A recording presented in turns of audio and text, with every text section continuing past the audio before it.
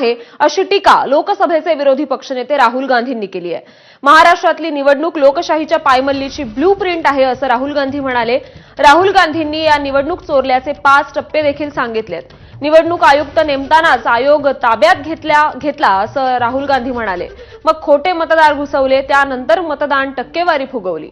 भाजप ही जिंकण्याची गरज असलेल्या जागी बोगस मतदान केलं। 5वा टप्पा म्हणजे पुरावे लपवून ठेवले असं राहुल गांधी यांनी म्हटलंय।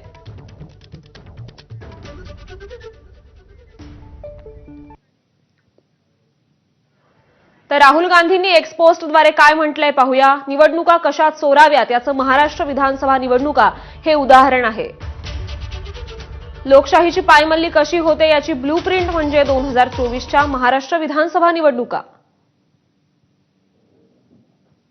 स्टेप 1 निवडणूक आयुक्तांच्या निवडीचा अधिकार असलेल्या पॅनलची छेडछाड।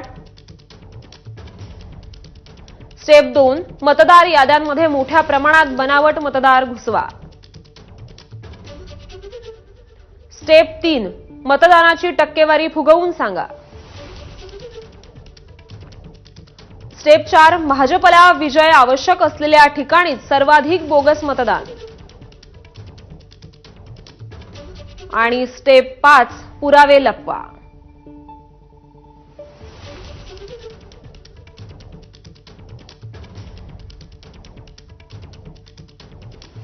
भाजप महाराष्ट्र जिंकण्यासाठी आटापिटा का करत होते हे समजून घेणं कठीण नाही, पण लोकशाहीची पायमल्ली करून निवडणूक जिंकणं हे मॅच फिक्सिंग सारखंच उदाहरण आहे। फसवणूक करणारे जिंकू शकतात, पण यामुळे संस्थांना बाधा पोहोचते आणि सामाजिक स्वास्थ्य बिघडतं।